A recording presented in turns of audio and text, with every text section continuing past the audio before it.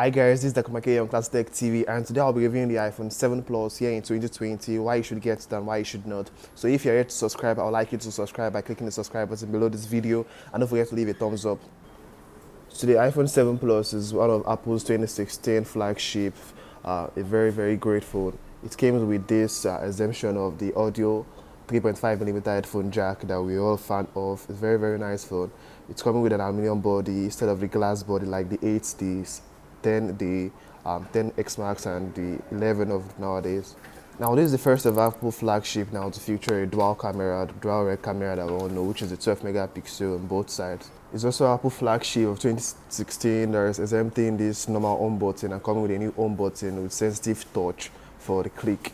So the iPhone 7 Plus featured this 5.5 inches LCD display compared to the Super AMOLED display on the 11 Pro Max as at 2020, which is a very nice one, although might not seem very relevant in 2020. But as at the time it first came out, it was the talk of the town and one of the phones that gave way for little phones and later versions of the Apple iPhones. So if you can clearly observe and notice this phone as I'm reviewing it, you can notice that this phone is kind of bezel phone, unlike the latest version of the Apple iPhones, the 11, the X, the XS Max and stuff like that. You can clearly notice that the latest version of the iPhone has this kind of notch that increases the nearly edge-to-edge display screen compared to this iPhone 7 Plus, which is full of bezel and coming with this little and nice Touch ID, which we were a fan of as at the time it first came out. As we are aware of the exemption of the 3.5mm audio headphone jack by Apple in this 2016 flagship, it's been part of us as we all use Bluetooth headphones or lightning cable connector as the earpiece to listen to music and stream broadcast and stuff like that. It's a very nice one, although it might not really be the nice one like the Samsung driver, which still includes the audio 3.5mm headphone jack in the latest flagship, according to reports that was in the S10 of last year, 2019, although the S20 of this year is going to be exempting that. So the exemption of the 3.5mm headphone jack, we have these stereo speakers thanks to Apple, who included this in their 2016 flagship. Now this means we have greater sound output unlike the 6X plus the later version, that's the 2016 version, the 2015 rather version of the iPhone. Now, in addition to what I've said, this Apple's 2016 flagship is the first of Apple's to introduce the water resistance, that is the IP67 water resistance. This was very important and a very great upgrade from the Apple industry, and this gave way for IP68 of the latest version, the XX, the XX Max, the 11 series, and it's a very nice one. This is what we know as the IP67 dust and water resistant, which is very nice. Although I'll not be able to do this with the phone I'm reviewing because it has been prone to damages and repairs and of course breached from water resistance. And if I should do that, the phone will be prone to damages of which I'll be liable of.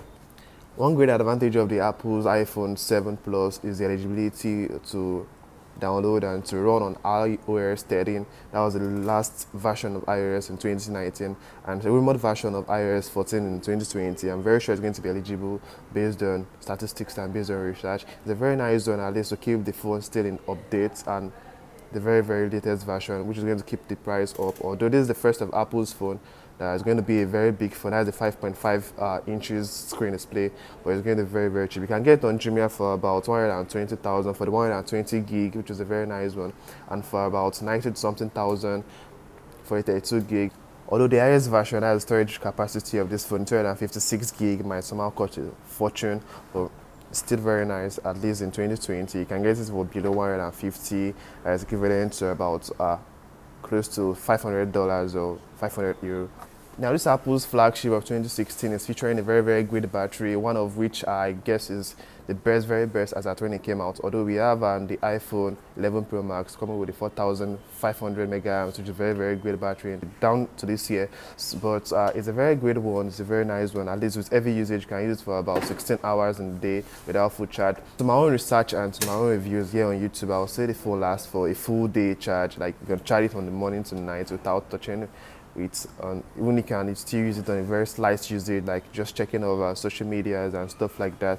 You can use it for light video editing, and it still lasts a whole day. It's a very nice one, very good battery. If you are considering getting it, I recommend it because of the battery, because of the cameras, as I've said, because of the new Touch ID, which is a very nice feature in this phone, and give it for the IP67 water and dust resistance, which is a very nice upgrade from the 6S Plus of the previous years.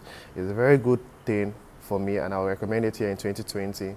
Now, talking about the design of this phone, it's a very nice design. It's coming with this kind of Apple's enclosure that, of course, aids this IP67 weather resistance. It's coming with just a stereo speaker with the absence of 3.5mm headphone jack, which is a very nice one, and it's a very good upgrade for the water resistance. So later in my video, I'll be doing more of a test on the 7 Plus, and I'd like you to watch. So if you haven't subscribed, I'd like you to do so by clicking the subscribe button as usual. Yeah, the phone is a very nice one, and it's a very good thing. So this is my own review of the iPhone 7 Plus. I want to know in the comment box what you think about this phone here in 2020.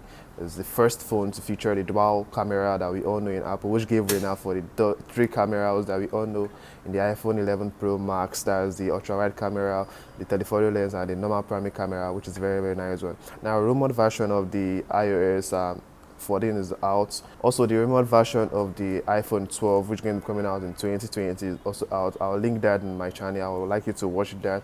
Then let me know in the comment box what you think of this video. Thank you. I say my name is Michael here. Thanks for watching. Please subscribe to my YouTube channel by clicking the subscribe button below this video. See you on the next one. Peace out.